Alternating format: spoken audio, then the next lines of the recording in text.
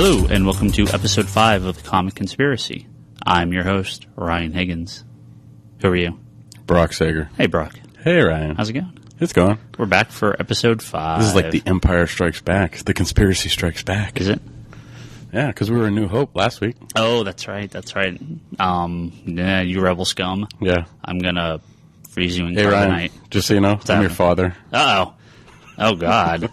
That's terrible. I'm gonna jump off a giant building right now because my hand's cut off and I can't hold on, so I'm gonna fall. I think they get the reference. Let's jump in. Is that 2 Star Wars? Did that 2 episodes in a row with some Star Wars Yeah, stuff? you did the Wedge love. Ooh, I do love Wedge. On the post for last week. I do love Wedge. It was a picture of Wedge, too. Yes. Why everyone loves Wedge? I mean, come on, he's Wedge. Okay, let's not talk about Wedge. We talked about him last time. Okay. That's old stuff. Okay. What should we talk about this week, Brock? Let's do some mail. We got some more mail. We got a few things here to read. Going here from a listener named Peter. He said he's wondering if we could help with the JSA and JLA. He's a big fan of superhero teams, finally up to date with the Avengers, Teen Titans, and the Outsiders. Yeah, baby. Man after your own heart, bro. Yeah. Outsiders. He's looking for advice where to start with JSA and JLA as well as anything else. Favorite heroes are Nightwing and Red Robin. Well, for my money, JLA and JSA only have one place to start, and that's the 90s series. The JLA series launched by Grant Morrison and Howard Porter. The JSA series launched by David Goyer, joined shortly thereafter by Jeff Johns. And just read all of them. Towards the end of the JLA run, there's some kind of garbage. There's a Chris Claremont, John Byrne miniseries with, what's his name? Was it a miniseries or was it a story arc? A story arc towards the end of the JLA run with Crucifer, the vampire, which was just god-awful. This sounds like Brother Blood. It's way worse. Oh, jeez. Avoid that. Avoid the Chuck Austin miniseries. What is with you in saying miniseries today? Well, they're all like these self-contained little arcs at the end of JLA. Yeah, so avoid the Chuck Austin, done-in-one issues about their random life. Those are all terrible, but everything else for JLA, Grant Morrison, then taken over by Mark Waid. Joe Kelly did the stuff after that? I don't know. I haven't read that stuff. I'm totally drawing a blank here. I think it's Joe Kelly. I always get Joe Kelly and Joe Casey confused. Pretty sure it's Joe Kelly, which then goes, that pretty much goes to the end. The Brad Meltzer, is that how you say his name? Right. His Justice League stuff, which is the current story. Right, and then was really good stuff, too. Yeah. But after he got off, even when Willingham was on there, it was... No, that's JSA. Willingham. Oh, that's right. That's right, JSA. Dwayne McDuffie did a run on JLA, which wasn't very good. That was the Royal Flush Gang. The Royal Flush Gang. Yeah, that one was... Firestorm, and that just... Not very good. I know a lot of people had high hopes that he was coming over from the animation to do more comic work for DC, and it just wasn't very good. Yeah. I mean, pick it up. It's not bad. It's just nowhere near as good as the Brad Meltzer stuff. Yeah. And James Robinson's writing JLA now, and it's the Teen Titans. If you like the Teen Titans, JLA now is like the Teen Titans because the JLA are off. I don't know if that's doing other stuff. Good way to compare them. Why? The JLA is like the Teen Titans. The JLA now. The adults are like the kids. The JLA now is all the grown-up Teen Titans. This is true. This is true. Yeah, if you like the Teen Titans, if you like the old school Teen Titans, read the new JLA because it's a lot of them. And I'm going to be hopping on that bandwagon too. I'm going to be trying to read the Morrison JLA stuff and it is good. That Wade stuff. I have some of the issues, but I don't know. I'm just a bigger trade reader than I am a single issue reader. Now, Brock, you've started reading the Giffen DeMatteis Justice League. Yeah, Justice League International. Right, you started reading those trades. That stuff is so... awesome. You know what? It's awesome. Trying to go for a joke every other panel, and it's awesome. I believe the word you're looking for is awesome. It's awesome. Excellent. It's a fun read. I'm on trade 4. I need to pick up trade 4, and there's only 5 out right now.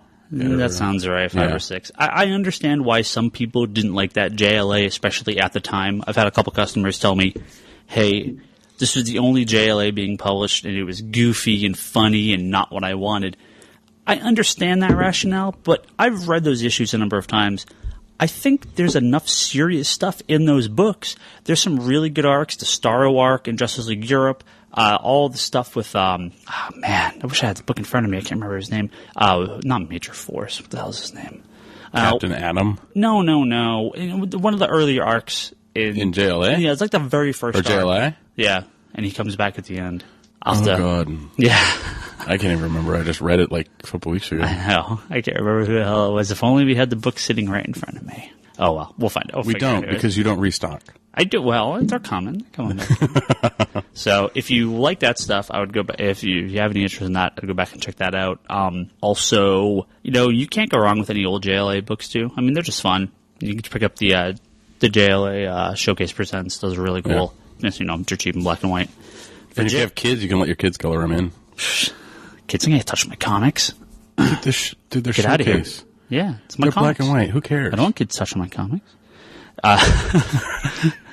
Comics are for kids, man. What's wrong with you? The comics will be for my kid. Nice. I know. For JSA, though, yeah, that early series is good. John just wrote it for a long time. They relaunched it a couple years back. Bill Willingham took over for a while. Yeah, and he did the story arc with Mr. Terrific. Stuck kind of that alternate future, which was really good. Yeah, that was a good arc, but he only was on for just shy of a year, I think. Yeah. Not that long. Definitely worth checking out. JLA and JSA have been some of DC's strongest books. I would say not currently, but in the past, especially the Morrison, the Mark Waid JLA, all the Jeff Johns JSAs. Check them all out. The Brad Meltzer JLA run. All fantastic stuff. The Brad Meltzer JLA run ties in with Legion. Oh, it does. Yes, there's a JLA JSA crossover, the Lightning Saga, which ties in and brings the old Legion of Superheroes team back as part of, what was it coming from? Because it came back in Johns' Action run, and then the Lightning Saga. The Lightning Saga happened during... right after. Right before Legion of Three Worlds. Right. And it was towards the end of the Legion regular series? Well, a bunch of the Legionnaires... That Wade started? Well, it was kind of involved with, Countdown, and it had nothing to do with that series, because this was the original Earth 1 Legion of Superheroes come back for some... We don't quite know what yet, and it kind of wrapped up in War of New Krypton. Yeah. And that's where they sort of got the last of the JLA. They took Mon-El back into the future. Great stuff. Yeah, that was a great arc. And Starman's back in Legion now. Right. That was a great arc. Starman's one of the best characters in JSA. There's that beard. Yeah, that beard is awesome. He had that back in the 80s, too. Mm-hmm. What do you got to read? You got one there? Well, I mean, it ties in with what are we reading kind of ties in, because this one's from Justin, who he says he loves our podcast, and he's been a loyal podcaster of the Geek Box for about 3 years, and he's wanted more comic talk. So here's more comic talk for Hooray. He says, I know you guys are DC people. Yeah. Not totally true. Not totally true. There was a review of the podcast. Did I mention this last week? There's a review calling us the Fox News of I read that of podcasts, and we're definitely both huge DC fans, but we love Marvel, we love independent books, we love all sorts of stuff. Yeah. So we're going to talk crap about dumb books. Yeah, but we're going to say good stuff about good stuff, because I think he actually. Well, he says he loves X-Men and Spider-Man, and he didn't think Civil War was that bad. But he was wondering if any new recommendations, because he wants to read anything besides Superman. Is his one. There's some good Superman stuff out there. And he says, keep up the great podcast. So thank you for the email, Justin, and let's see what we can get from this. I'm going to say, if you're a Marvel fan, there are some great Marvel books out there. Well, like Justin was saying, Spider-Man has actually been amazingly good since One More Day. One More Day was this horrible... Yeah. What was it? Oh, God, why am I blanking on the Christmas story type thing with... Yeah, and it was just so bad. And that's when I actually got back into Spider-Man. This was a number of years ago. If you don't know what the story is, Mephisto, who is Marvel's devil... Christmas Carol. Sorry. Christmas Carol, yeah. He basically magically divorced Peter Parker and Mary Jane, so they never got married, and redid a lot of the continuity from the last number of years. Very controversial story. There have been good books that came out of it, but this thing has kind of scarred Spider-Man. Well, it scarred Spider-Man for years, but I think that the Spider-Man books since... The Amazing Spider-Man run since has been top-notch. But is it worth it? It's worth it. You think so? Oh, yeah. I mean, it's self-contained, so it's not the Spider-Man Fear Itself, even though they're probably going to bleed it over this time. Yeah. Because it's a few years later. No, Fear Itself is, I believe the Fear Itself crossover for Spidey is just a miniseries. Oh, okay, that's good. I don't believe it's tying in. Spider-Man has been separate, and it's basically gotten back to kind of that Peter Parker struggling roots, him trying to make it, and all the stuff that ensues in the story that runs through the entire series so far has been really, really good. You can pick up it's like almost like a soap opera. You can pick up a story arc and kind of get a general feel of what's going on in Peter Parker's life, and then everything, you don't have to pick up every story arc that has come out since that. I mean, It started with Brand New Day, but there's been a number of writer-artist collaborations on it, and there was, I think, one issue with Deadpool, and I'm not a big Deadpool fan, that I read the entire thing, and I was like, oh, God, get it over. All I had to do was read the last 2 pages, and I could have just skipped the rest of the Deadpool stuff. But it was, some people like that stuff. Yeah. But I do recommend Spider-Man, the Amazing Spider-Man stuff since that, except for maybe Omit.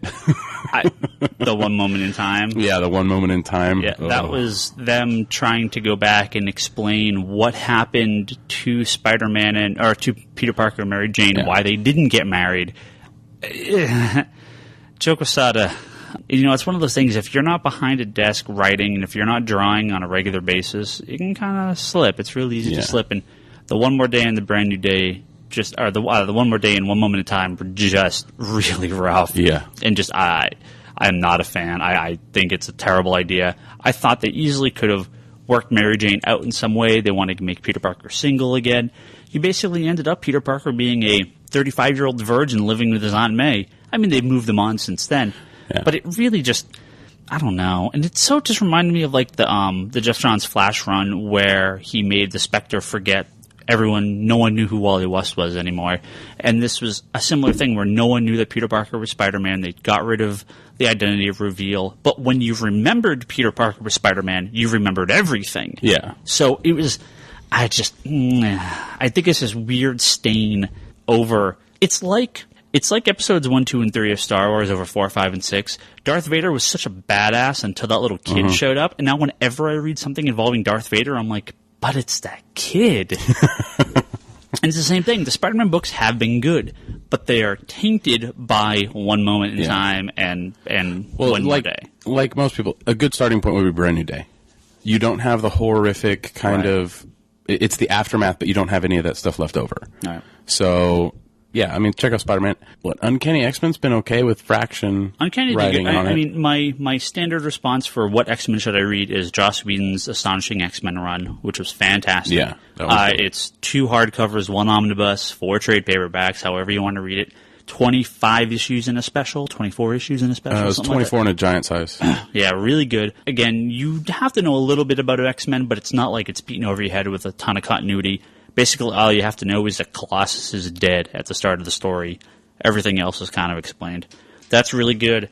New X-Men. New X-Men by Grant Morrison is fantastic. But? No but. No but? No but. No, there's no but? Don't buy the little digest size. Yeah, Marvel's coming out with a digest size of it. Don't buy that. Buy the real trade paperbacks or the hardcover or shell out $500 for the omnibus on Amazon because... You want that art in big size, not Frank Quitely's artwork in a small, tiny digest size. No, you don't want that. Yeah. I always recommend the X-Men Rise and Fall of the Shi'ar as well, which was Ed Brubaker, which was fantastic. I liked it the most because I'm actually not really a big X-Men fan, and the X-Men proper really weren't in this book. Mm-hmm. It was all it was the like Shi'ar and Havoc, and was it Lady Deathstrike? In there. Yeah, it was a bunch of the non-standard X-Men characters, and that was a really cool book, especially if you like the outer space stuff. And if you like the outer space stuff, I know me and Brock are both huge fans of Annihilation, Realm of King, War of Kings. You skipped one. Right, what did I skip? And it goes Annihilation Conquest. Well, that's still Annihilation. No, it's not. Annihilation. It's a separate one. Annihilation Conquest. It had its own 6-issue miniseries. Realm of King, War of King, Guardians of the Galaxy, and Nova. There's Abnett and Lanning and a ton of different artists and other writers wrote some of the side stories too. Keith Giffen he kind of started it with the Drax miniseries. Did Keith Giffen do that? I don't know. He was involved in this somewhere. I love the space stuff too from Marvel. Great stuff. Definitely Annihilation was so good. Yeah. The Nova Guardians of the Galaxy, if you like the characters, you can read those. But if you read those 4 main big crossovers, they were a ton of fun. Yeah, really recommend. Highly recommended. Ended with Thanos Imperative. Oh, that was the last one. Yeah. Thanos Imperative, correct. Yeah. For X-Men, also Messiah Complex was pretty good. I liked that one. Yeah, it was decent. I like Second Coming from X-Men. That's basically the new status quo. Yeah. Other than that, I mean, Cap. We talked about Brubaker's run on Cap. Talked about that a few times. Yeah, Cap's really good. Some people really liked Bendis's run on Daredevil. It's good. Really good. I like Brubaker's run too, but Bendis's run really good. A really epic long run. So, yeah. Yeah, but I mean, we talk a lot of DC, so I think giving you guys a little bit of what Marvel we read is a good thing. Oh, I read a ton of Marvel. Well, you read a ton of Marvel because you have to be Marvel boy at the store. But I like a lot of it too. So, Jonathan Hickman's Fantastic Four, fantastic. No pun intended. I couldn't get into it. I love it. It's too scattered. It's fine. So, but no, I mean, I actually Garth Ennis's long epic run on Punisher. Yeah, which I haven't even started yet. That's great. First couple of years of Ultimate Spider-Man, really solid. Ultimate X-Men was good too. I liked Ultimate X-Men. First arc or two, but I dropped that real fast. Well, you're not really an X-Men fan. Exactly. X-Men fans will enjoy Ultimate X-Men pretty much most of the way through the run. Yeah, I think Ultimates 2 kind of fell apart, but the first Ultimates was good. The first Ultimate was good. The Ultimates 2 was good, not as good as the first one, and then Ultimates 3 is just where it, for me, kind of, that's where the Ultimate Universe started. Ultimates 3 was terrible. Yeah, and then Ultimatum. Yeah, no. The only good thing about Ultimatum is if you want to see really flashy death sequences for major characters. Yeah. Spoiler alerts. Planet Hulk. Yeah. Very good. Yeah. Civil War was good. I liked it. The main book. House of M was good. Nothing. No comment. I'm done. I got nothing else. That's all I can think of. You're exhausted for your Marvel talk this podcast? Yeah, sure. No more Marvel talk. No more Marvel. No, we can't do that. We have to have some Marvel talk. Oh, I know. Okay. I got one last email here from Alex, who's Xander on the forums. Oh, Xander. Nice. Yeah. His little thing is Batman. Yeah, he picked up a bunch of Batman books from me. Oh, nice. And he liked all of them, so... He says, thanks, he recently got into comics, started with the 3 Batman books recommended, and he's already addicted, which is not a good thing considering he's a poor college student. Trades. When this podcast was first released, I was so happy. Not only was there another Geekbox podcast, but it's about something I'm really getting interested in. On top of that, I also met an awesome girl recently who loves comics. Yes, they do read them too. We have a lot of female customers in here, and you go to the cons, and I mean, there's anyone thinks girls don't read comics, like, it's stupid. Tons of girls read comics. Tons of girls read comics. I mean, from my experience, girls that read comics normally read girly comics. That's totally untrue. Well, no, I know it's untrue, but like most people meet girls that read a girly comic, like Strangers in Paradise or Fables, but most of the time, once they get in with one thing, that's when the fungus spreads and they just read everything. The handful of female customers we have, I would say, are more hardcore than most of the male customers we have. They are. I mean, the fangirls are more hardcore than any fanboys out there. Guys, there's some hardcore fangirls out there. Go to the cons, you'll find them. So let's see. So wait, are you recommending a con as a dating pool for comic book geekdom? At this point, absolutely. I mean, back in the day, cons used to be pretty terrible. Yeah, but it was nowadays, just a bunch of fat, long-haired, redheaded guys, right? Yeah. That's me. If you were at WonderCon, I mean, there were a ton of girls there, and it wasn't just all girlfriends there. For their boyfriends to hang out. I mean, certainly that's the case in a number of situations, including myself. But me too. Yeah. But I mean, there was a lot of girls there. Especially with a lot of the crossover things, like at WonderCon, they had Doctor Who, a lot of the movie stuff. You get a lot of crossover there. Yeah. It says, where was I reading? And now we can go on comic shop dates. That's awesome. I have a couple of people that do that, which actually sounds really nerdy now that I see that typed out. That's fine. She's a huge Wolverine fan, and I'm a huge Batman fan, and it makes it fun to argue about who is better. We also borrow each other's comics, and since she has been reading them longer than me, I'm getting a bunch of them I probably never would have even looked at otherwise. Anyway, thanks again, guys, and keep up all the great work. Thank you, Alex. Awesome. I hope you and your girlfriend share lots of awesome comics together. What? That's great. What? Share lots of awesome comics together? Yeah. That's what you came up with on the fly? I can't come up with anything on the fly. Yeah, this is true. Yeah, I practice this whole podcast before we record for hours. God, it's so boring. I'm like rehearing this like 50 bajillion times already. It's fake. Okay. No, that's good. That's good. There's a lot of stuff to get into. Yeah. You know, I think we'll try and do our best to give you, at least through the podcast, at least through my postings on the blog, at least give you stuff to read or give you jumping points for things. You can see what I'm reading because I posted on there, and I post my pull list. Cool. Because I'm awesome and you suck.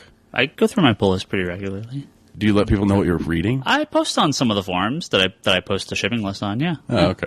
I mean, I've only read, talk about stuff you're reading. I am reading Justice, the Alex Ross DC miniseries from like 2007. This is how far back I am in some of my miniseries that I put off to the side that I read when I kind of want to catch up. I have like my current reading, my old reading, and like my not that old but still not current reading boxes, and I kind of go back and forth between all of them. And so right now, Justice is in that stuff I need to. Are you autistic? Catch up.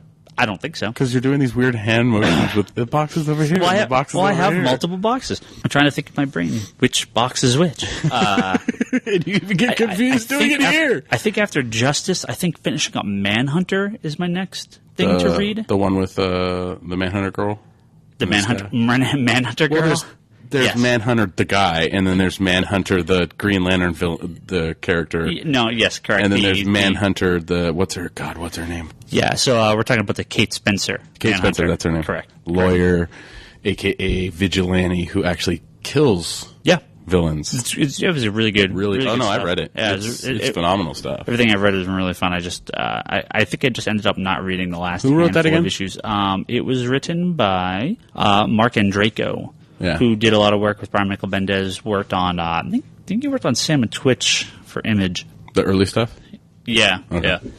The Manhunter, the Kate Spencer Manhunter, launched out of Identity Crisis, which is a comic I'm a pretty big fan of. So this was a cool series. I'd like to see it brought up more, but or I'd like to see her brought back more. But we'll see. I guess she shows up occasionally. She's in JSA recently, right? I don't know. I haven't been reading JSA, so she was a backup story in one of the Bat books. Yeah, she was a backup in Streets of Gotham. Which was really good. Yeah, good stuff. Which is now over.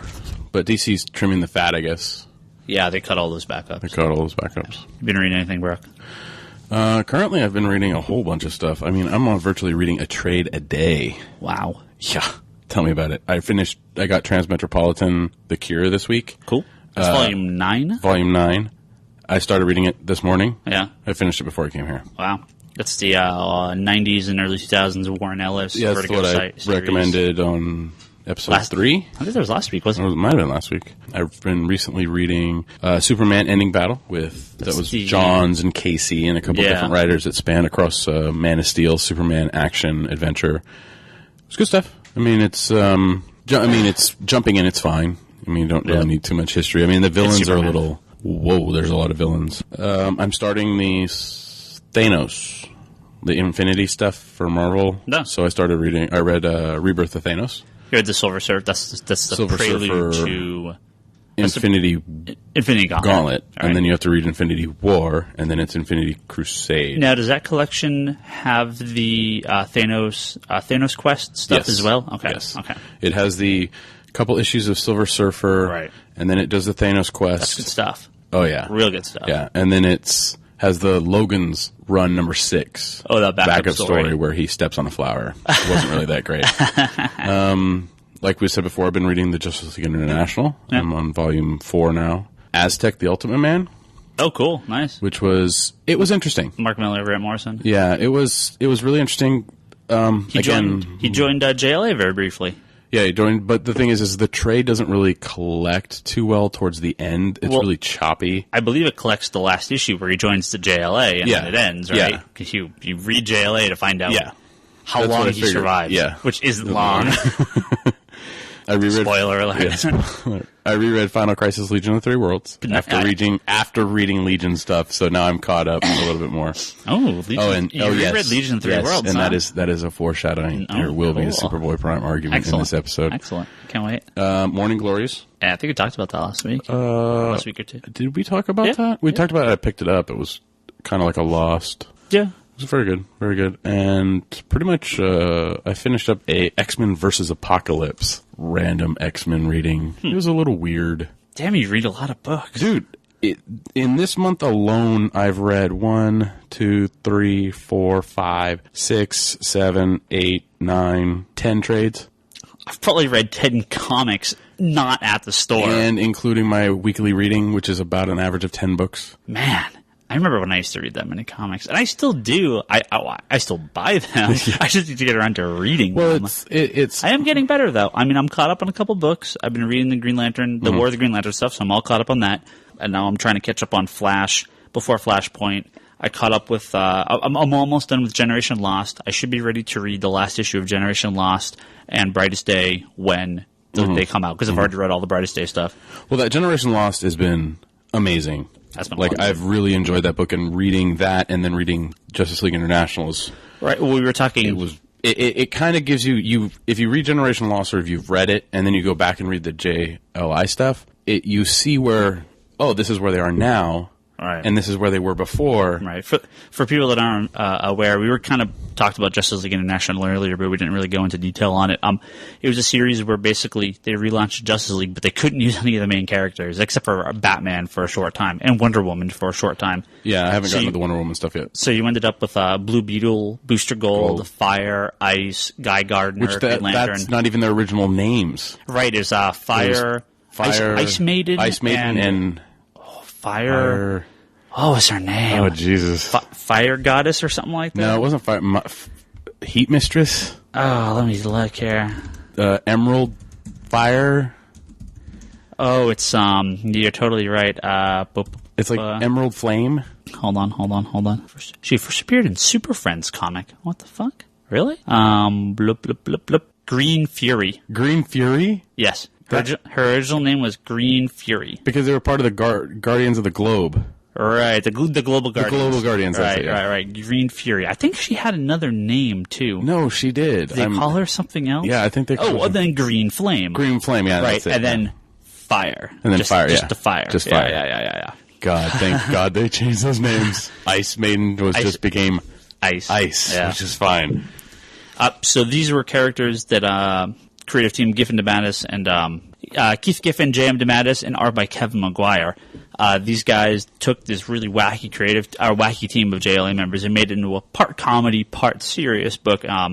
They brought it back a number of years later in I Can't Believe It's Not the Justice League, and formerly known as Justice League, a couple miniseries. And now they've brought back some of the surviving members because a bunch have been killed off in Justice League Generation Lost by Judd Winnick. And Keith Giffen started. Which has been really, really good. Yeah, Keith Giffen did the early stuff. So, yeah, a lot of fun. So one of the other big members on the team was Booster Gold, who actually we're recording Friday night, and Booster Gold's in tonight's episode of Smallville, along with Blue Beetle, the Jaime Reyes version. So. Oh, wait. Oh, yes, the Jaime Reyes version. I'm not a big fan of the Jaime Reyes version. I like him.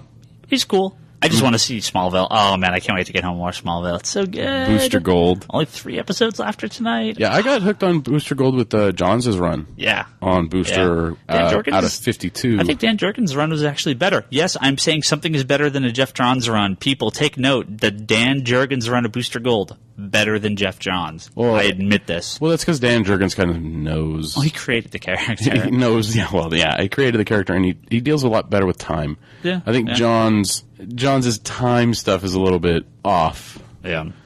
You know, he does his best. I mean, he does great work, in my opinion. And yes, we're toting Johns is awesome again. No, the Generation Lost. Whew, man. Good stuff. Yeah. Good stuff. But, I mean, everything ties in together. Infinite Crisis, Manhunter. Right.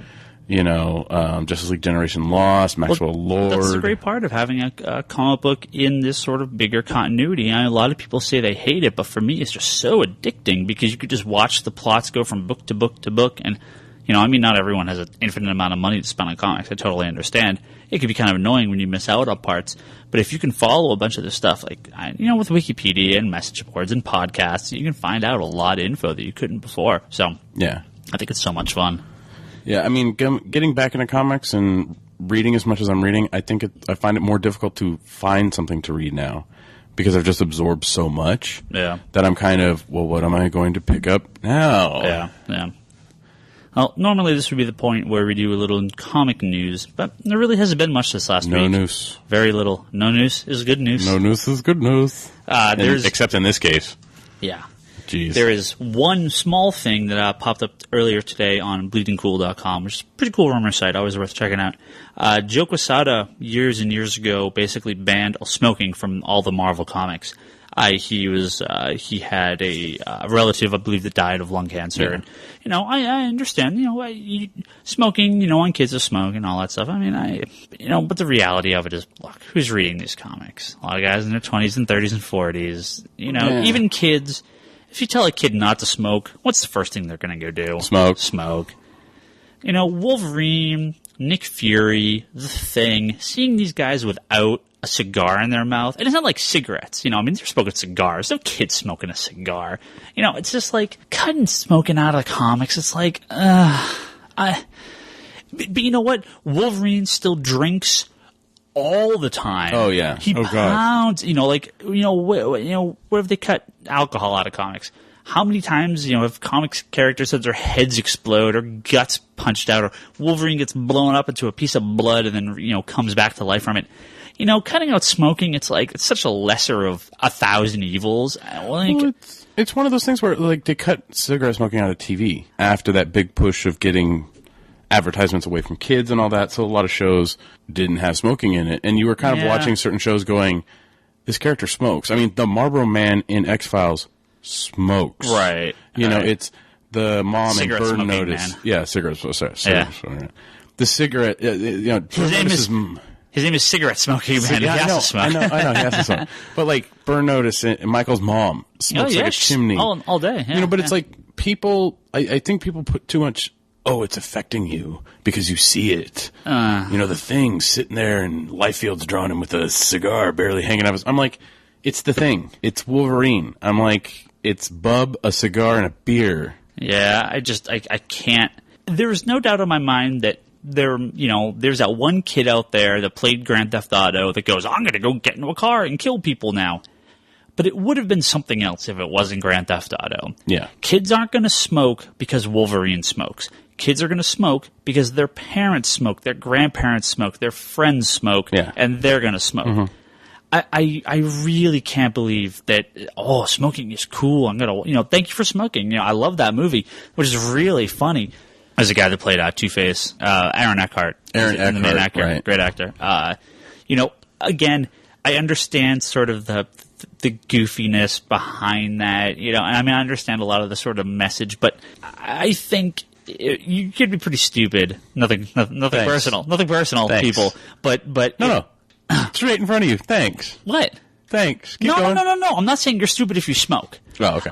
I'm saying you're stupid if you pick up a comic book and you're like, the Thing's smoking, I better go smoke. I guess, people think this is like some subconscious thing, but maybe because I have half a brain and maybe because I'm able to make conscious decisions for myself without being, force-fed something, and the only thing I can do is follow this giant pack, which I don't know, maybe most people... Your parents talked to you when you were a kid? I had parents that engaged me in conversation, and I grew up, even though my parents got divorced, I grew up in a nice family, if you're surrounded by drug addicts, you're probably going to grow up to be a drug addict. If you're surrounded by smoking, you're going to grow up to smoke. My mom smoked for a while, but I didn't grow up to smoke. It's more to do with society. It's less to do with society and more to do with like a home. This is totally another topic of conversation. We're in a different category now. And even the reason we're even talking about this, God, we went so long without even finishing the original story here. So for the last decade, no one smoked in Marvel Comics. Yeah. All right? Someone's smoking next week in a Marvel comic. Or I guess this week when you read it. It's going to be in Age of X, Universe number 2. This is just a bad guy sitting there. He's got a lit cigarette in his hand, and then he's blowing the smoke out, like there's smoke coming out of the hands. So this character has a cigarette. It's the first time, to my knowledge, and these guys, that we've seen a character smoking in a Marvel book. What's funny? That's why Gambit sucked these past few years. Probably because he's not smoking. Yeah. Smoking is cool, and you know it. Smoking is not cool. Are you trying? Are you still quitting, Brock? I went for 40 hours. Cutting back? Almost killed me. My cutting back is in stages. Yeah, getting there. It's getting there. I don't enjoy smoking as much. Well, just have Joe Quesada tell you not to smoke. Oh yeah. And then now Alex Alonso wants you to smoke. So because all these characters are smoking in Marvel Comics again, you're going to continue to smoke more. But I don't read Marvel Comics very much. Aha, good one. Nice. So that's very clever. And especially since I cut one this week. Cool. Another one bites the dust for Marvel.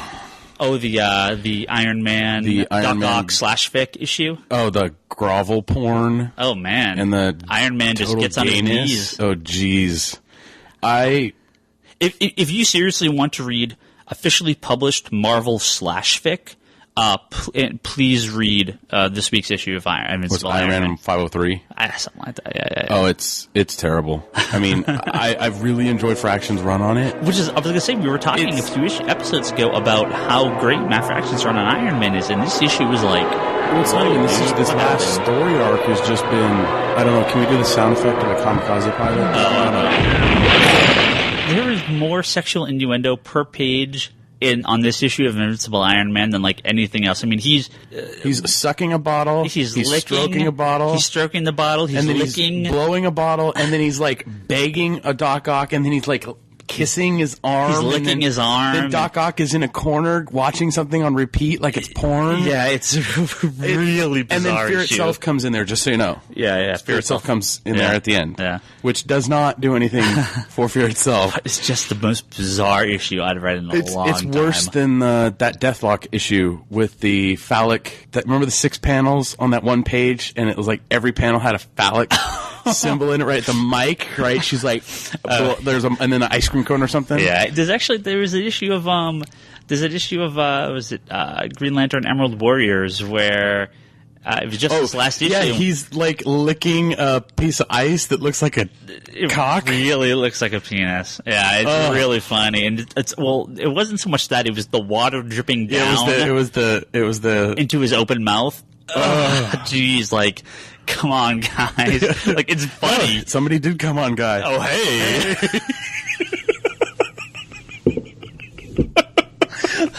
Okay, I'm not going to edit this out of the podcast. This is where it's staying in. Somebody came on, guy.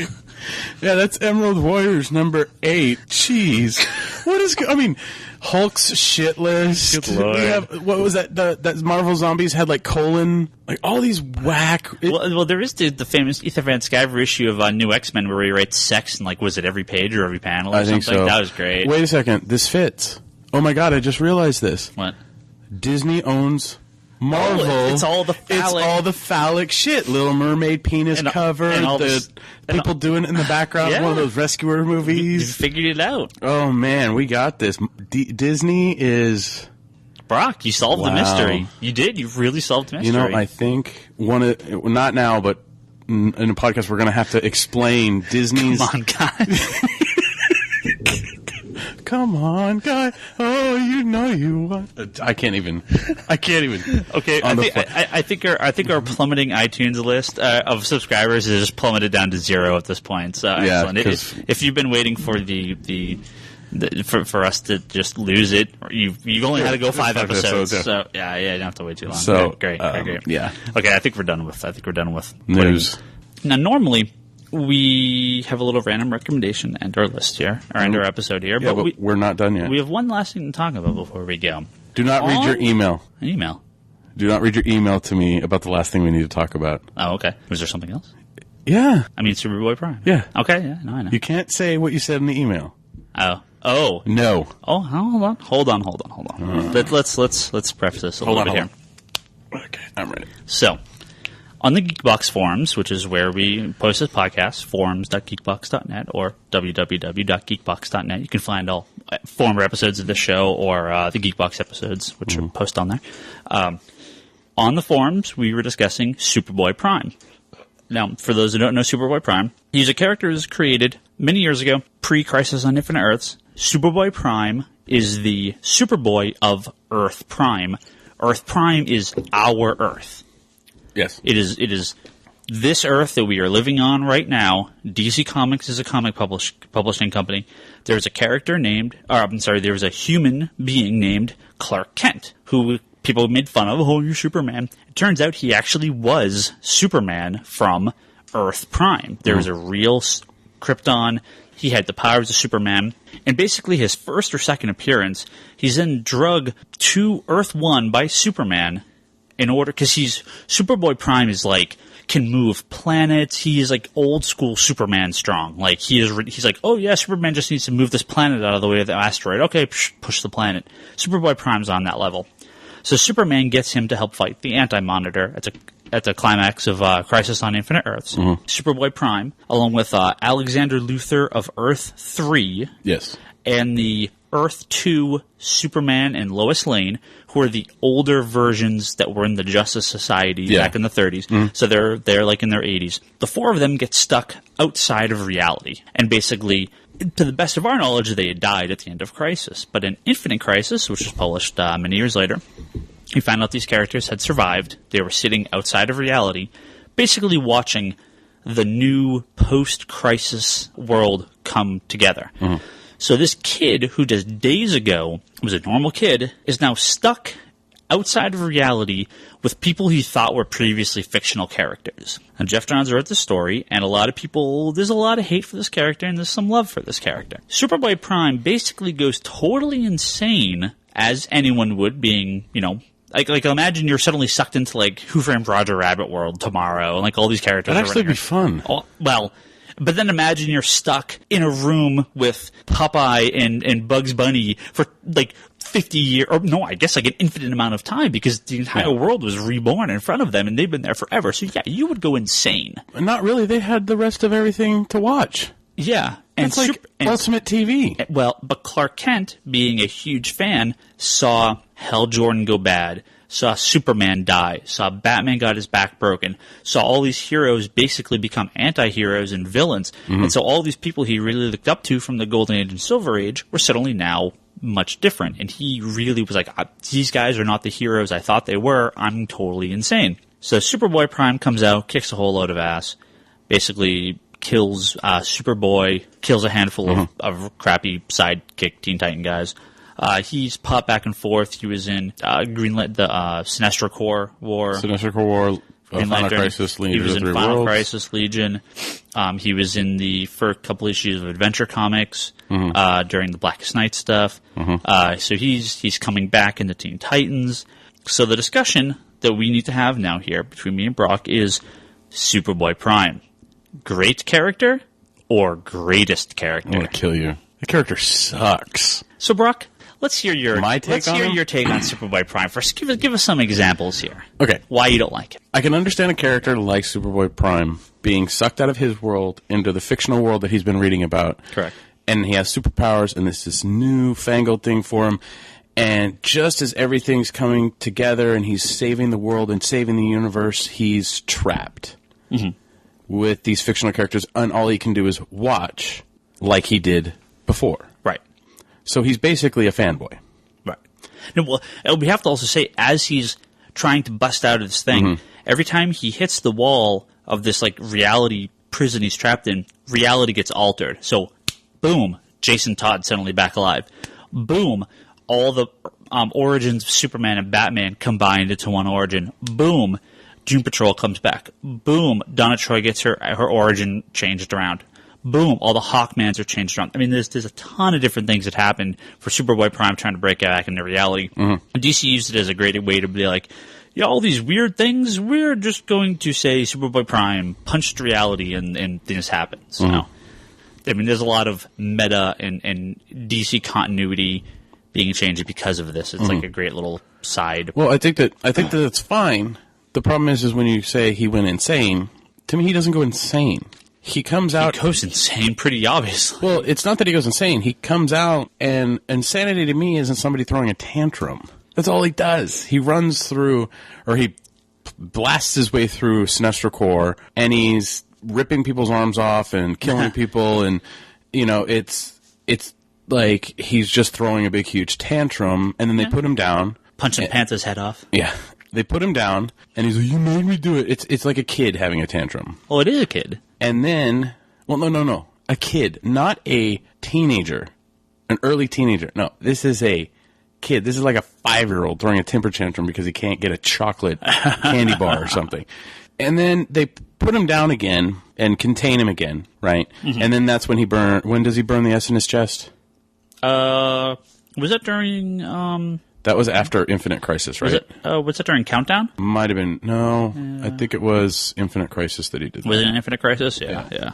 So then he defaces himself, or his body, by scarring an S on his chest, which to me doesn't make any sense because why would you go and do that? And then he comes back in Legion of Three Worlds, and all he does is throw a tantrum saying he hates the Legionnaires. I hate the Legionnaires. I hate the Legionnaires. I hate the Legion. You can get drunk on a drinking game if he, says, I hate the Legion, I want to kill something, gets angry at something. You're drunk before the even first issue is over in that trade. Well, I don't want to spoil the end of Legion of Three Worlds, but I thought Johns took... So I can't say this without spoiling the end of it, so I won't say it, but...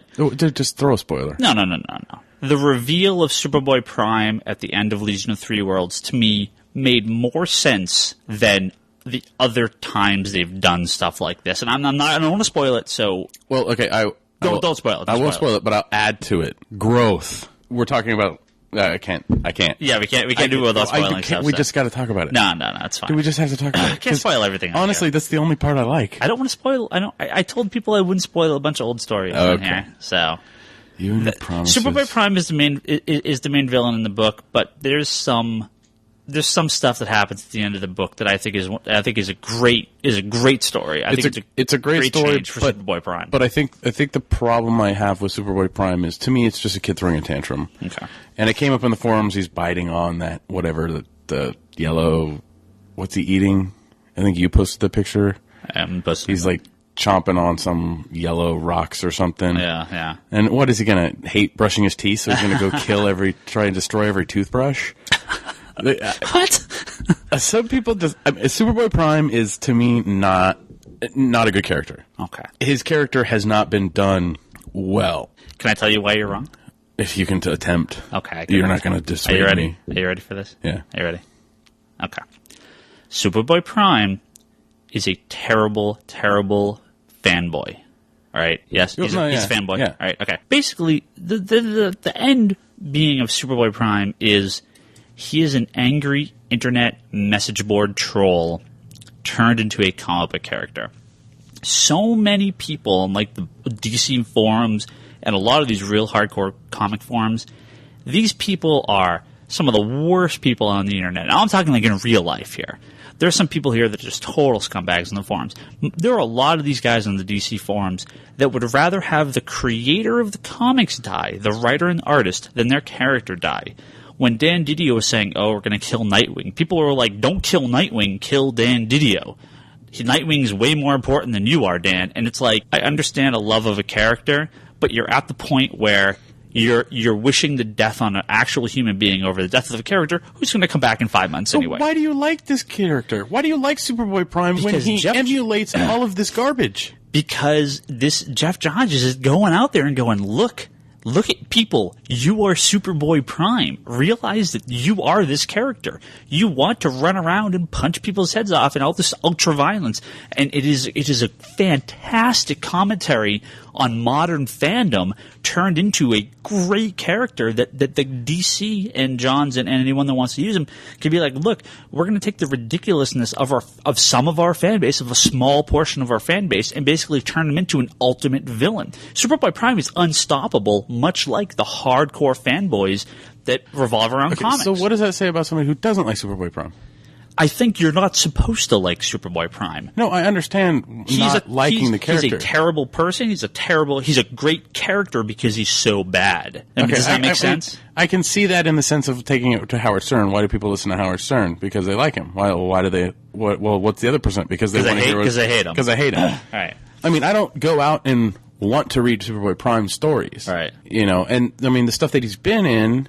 I do. Well, I love him because I think the meta commentary is so funny. Because the thing is, he says the end of was it Legion of Three Worlds, right? The end of Legion of Three Worlds. Yeah, he's I'm not going to spoil. DC...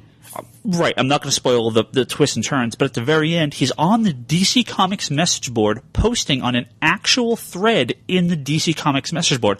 After reading the issue, because we get the issue a day early, I read through it and went, holy crap. And I went on the forums, and there was the same thread. They took an actual screenshot from a real thread on the forum. Like, this is awesome.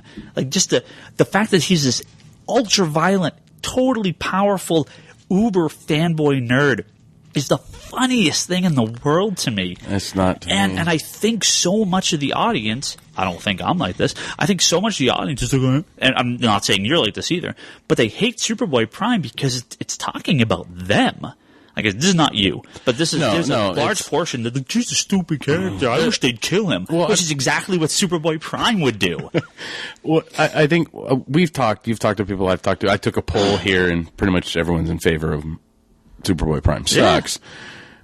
Yeah. But wait, most of your clientele does not like Superboy Prime, by the way. Say what? I think what it is for me, reading, I want to read good stories. Yeah. But to me, reading about a character that throws tantrums, that's commentary on what fandom, or the fandom of comic books I don't want to associate with. And I don't go on the DC forums. I don't go. You're a better person for it. It's really bad. And that's the thing. I hate Superboy Prime not because I'm supposed to hate him. I hate him because why do I need to read about this stupid character? And I think that's a majority of people who aren't associated with that kind of fandom, they're canceling Outsiders. Oh my God, DC Universe needs to die. They're canceling my. No, Dan Didio needs to die because they're canceling the Outsiders. Dan Didio needs to die because he's ruined the Outsiders books and they're garbage and the artist on it is like a Jack Kirby wannabe. But I don't. It happens. Books get canceled all the time and stuff comes back all the time. Yeah. There's plenty to read in the interim, and if you really like the characters, reread the stories. Right. I'm just saying, these people exist. Yes, and that's the scary thing, is they exist enough to have a character in DC Comics that throws tantrums. It's like this. It's just like this great, like, goofy internet meme, just totally poking fun of these totally hardcore fanboys that just are just so angry. It's so funny. I love it. You know what? I think I could relate to a Superboy Prime character if he was in like Knights of the Dinner Table or something. But like in DC, it's. I mean, it initially, like in Crisis on Infinite Earths, I enjoyed the character. Yeah, I was like, cool. This character, it's Superboy Prime. He's really strong. But then, I mean, don't get me wrong. They've destroyed this character for all intents and purposes. You can't redeem yourself from this. So it's not like we're going to see the regular Superboy Prime back to being like a regular character after this. So I understand if you'd liked him in Crisis on Infinite Earths being like, what the hell did you do to this character? But for me, it's like, it's a character that's made like 3 appearances. I don't care that much about him. What's come out of him has been, I just think, friggin' hilarious and totally worth it. And just, he's just, I guess he gets beaten pretty regularly, but he's really this totally crazy, unstoppable killing machine if he wants to be. And honestly, he's just a kid, and I love that. Honestly, I think Wolverine would be able to take him. He wouldn't read Wolverine. Wolverine's Marvel. I know. That's it. You're Superboy Prime. He's actually. Oh, am I? Oh, I thought you were going to say Superboy Prime is actually a Marvel fan. That's why he punches Panther's head off and now, tries to kill Dan Didio. No. That would be awesome. If Superboy Prime was a Marvel fan and he was throwing, then I would like him. Okay. Because then it would be... We got to pitch this. Yeah. I'll call Jeff Johns up right now. Exactly. Let's pitch it. Let's do it. Because if he was a Marvel fan, then I'd be like, I can understand why he's angry. But like DC, it's like... You can't do the same things over and over again. That's why, I understand why people are pissed off when somebody dies. It's like, Bruce Wayne's going to die. Just so you know, guys, in a year I'll be back. Yeah, exactly. We all know that that's going to happen. Just see how the story unfolds. All right. But yeah, if you read Marvel, I could completely understand. So we need a Marvel Boy Prime. Marvel. There's a Marvel Boy, and there kind of almost was a Marvel Boy Prime. There's a Grant Morrison Marvel Boy, Marvel Knights series, which was kind of weirdly maybe almost supposed to be a real thing. Kind of. It was a weird book, but it was really cool. Yeah. Marvel Boy Prime. Let's do it. Let's do it. Let's write this. All right. So I think we decided Superboy Prime's the greatest character in all of comic history. He sucks. And my Superboy Prime memorial shrine will go up if he eventually does die. But he'll just come back because he's from Earth Prime, and we can just bring him back anytime we want. He just needs to die. Okay, Superboy Prime. What? You're Superboy Prime wanting Superboy Prime to die. No, I just want him to die. But he's from our Earth, so he's a real human being. So you want him to die. So you must okay, if he's a real human being, then help us out over here. Jesus. With everything that's wrong with the world and you're crying like a little baby throwing a tantrum because Batman's back was broken. First world problems, man. Jesus. All right, we gotta wrap this up. Okay. So, your random comic book? I don't have one yet. You have to have a random comic book. You already have one picked out. Yeah, dude, I get a week to think about this stuff, and you get like 2 seconds. I think of it just like right off the top of my head as we're recording, because that's what it's about. So, Brock, pick your random. No, you have to do a random first. I went first last time. Oh, Jesus Christ. No, he's not here. It's just you and me. We have a Mother Teresa comic somewhere. Yeah, I know. And there's a Saint John Paul? Pope Paul? Yeah. I don't know. Pope Paul? There's another phallic symbol for you. Come on, guy. Pope Paul. All right, we've been a little indie deprived here this episode. We've been talking a lot of stupid Marvel and DC comics. Let's dig a little deep here. I'm actually not going to dig too deep because it's not super indie, but I'm going to. We were talking Joss Whedon's X-Men earlier, which a lot of people liken the Buffy the Vampire Slayer comic or the Buffy the Vampire Slayer TV show to the greatest X-Men TV show that was ever made. A lot of similarities between character archetypes and stuff. So I'm going to recommend Joss Whedon's excellent Buffy the Vampire Slayer comic from Dark Horse Comics. I didn't actually finish watching Buffy. I kind of gave up after a few seasons. I thought it was fun, but I just didn't like a few of the characters, and it just didn't stick with me. But I mean, I kept up with the continuity of the show, and I was aware of what happened. I started reading the comics when they came out. Really good. That's the season 8 stuff, right? The season 8, Buffy season 8 from Dark Horse Comics. They were able to take a lot of the stuff from the show and really expand on it. The great thing about comics is there's no budget. You can do whatever the hell you want in comics. There's a budget. It's just astronomically smaller right, exactly, than the TV show. Exactly. Drawing a person and drawing a planet exploding costs the exact same amount and takes the exact same amount of effort. In fact, it's probably harder to draw a person than just draw a planet exploding. So, big fun. Some serious stuff happens. I mean, Joss and company consider this in continuity, so people die, things really change up. Good stuff. Season 9's supposed to launch pretty soon. They got Angel and Spike. IDW was publishing those. They're going to come back to Dark Horse, so they're going to take all 3 of the books and sort of have them in their own little universe. I didn't keep up with Angel. I read a handful, but I didn't keep up with it, and I didn't read the Spike book. But I'll probably read them when they come to Dark Horse, because they're actually going to be in the continuity of Buffy. So, cool stuff. Highly recommended, nice. Especially if you like the TV show. Nice. And you know what? I think even if you're just aware of Buffy, I think you could still like the show. Because like I said, I didn't watch the last handful of seasons. If you like vampires and vampire slayers, yeah, Buffy the Vampire Slayer is for you. Well, there's lots of vampires and vampire slayers. Lots of vampire slayers in the book, man. Brock, what's your pick? My random comic pick of the week is actually an Omnipress book. A what? An Omnipress. Omnipress? Is it Oni? Oni? Oni. Omni. Dude, I can't pronounce. I called OA for all until I heard it on the Green Lantern trailer. Press. Oni Press released a comic called The Sixth Gun. Yes. And it was recommended to me by a friend who shops here. And so I picked up the first trade. Really good. Cool. It's set in the Midwest. Guns and horses and Wild ghosts West. And demons and... Midwest or Wild West? Wild West, sorry. It was Wild West. But I keep wanting to go to the Midwest. Is it in the Midwest? It's in the mid-range of the United States. Okay.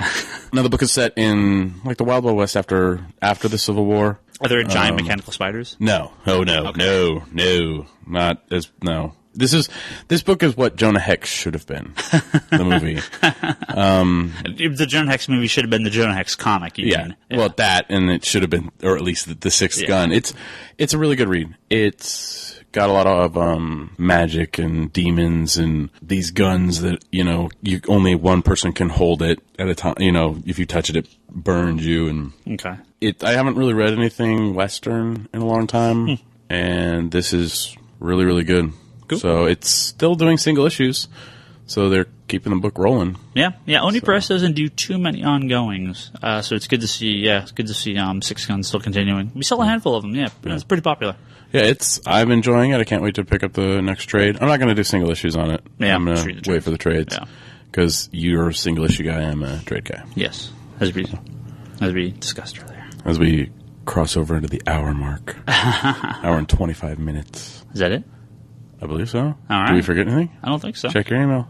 No, we're good. No, we're good. All right. Okay. So you can... That's it for one more episode of the Comic Conspiracy. We've gotten 5 out. Woohoo. Excellent. If you want to contact us, you could send us an email at thecomicconspiracy@geekbox.net. You can go on www.geekbox.net to find this episode, other episodes, and episodes of the Geekbox. You should subscribe on iTunes. Yes. You should give us a little feedback on iTunes. Get some bump up that 2-star rating for the guy that's over the Fox News of podcasts. Thanks. Yeah, that's great. Jerk. Man, he's just a Marvel fan. Maybe that's Superboy-Prime left us some feedback. So yeah, go and counter that. Can't wait. He can't do. You know what's good? He can't do negative feedback. No. Let's see what else. You go on forums at geekbox.net. You can talk some comics with us. You can talk games, movies, a bunch of stuff on there. If you want to visit the store where we record, you can always come down to the store. I don't really plug this. I should do this more often. It's Comics Conspiracy, Sunnyvale, California, 115-A, East Fremont Ave. Comics Conspiracy 9. Oh, Comics Conspiracy. Sunnyvale, California. Let's try that again. 94087. Me or Brock, we're here a lot, so come say hey if you're in the area. You can check out information for me on conspiratorBrock.blogspot.com. We're on Facebook. I'm on Twitter. Yeah, you tweet. Twitter/Ryan Higgins Ryan. Damn Come tweeter. follow me and say hey. It's fun. We'll get you on there, bro. You're We're black. I think. Oh. Is everything? Everybody needs to know. Everybody needs to know this. Okay. The first Saturday in May is Free Comic Book Day. Oh, yeah. Coming up real soon. Yeah. First Saturday in May. Free Comic Book Day. A lot of comic stores give out free comics. The companies have stuff to give out. Go support your store. The comics aren't free to retailers. A lot of people don't realize this. So really, take the books you like. Take the books that look interesting. Don't just take everything because it's free. And if you can, a lot of guys have sales. We don't, but we do have if you buy something, you get more free comics. Go support your local comic stores on May 7th. It's Free Comic Book Day. It happens every year, first Saturday in May. Ton of fun. We get a ton of kids in here. A lot of first-timers. A lot of people that never come back. They just come take free shit and leave. But it's like, whatever. It's fine. Always a good time. Go find your local comic shop. If you don't, you may be able to get some people to send you the books online, but it's generally something that they want people to go into the store. Even if you could drive an hour, I think it's totally worth it because the stores usually have a big party. A lot of guys have signings. We don't usually have stuff here, but it's like, we're a pretty small store, but it's fun to go out and do stuff. So it gets pretty packed in here. Yeah, it's real packed. It's more packed than a sale. It's about sometimes. Sometimes, yeah. We had a sale and Free Comic Day in the same time one year, and it was just such a madhouse. It just didn't work. There was just way too many people here to deal with. So I don't know. This year's selections seem okay. Yeah, I think the big years was DC Universe 0 and the Blackest Night 0 and Blackest Night DC Universe 0 wasn't a Free Comic Day book. It wasn't. That was a separate title. Oh, that was. Marvel's got an original Spider-Man book. DC has a Flash or a Green Lantern reprint with a Flashpoint backup, which is a preview of Flashpoint. That's pretty cool. There's a handful of good books out there, so. Yeah, go check out your local comic shop and go to Free Comic Day on May 7th. It's actually what people were talking about on the emails. It's a good place to kind of pick up something new.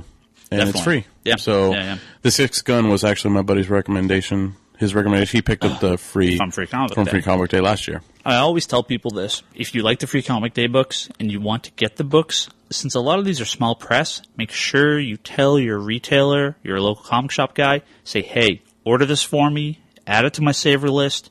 I want to get this book because, we'll order 100 copies, and then if I only sell 2 copies off the shelf of a book, it's like, spent all this money and no one bought this book. So if you like the Free Comic Day book, go back and support the titles because, you'll get a lot more, that'll give the retailers the incentive to order more of these Free Comic Day books and support these titles. So I think it's really worth it. Yeah. All right, Brock, we're going to wrap it up here. Wrap it up. I think we're past the hour mark. Come on, guy. Let's get this over with. All right, I'll be done. We will catch you all next week.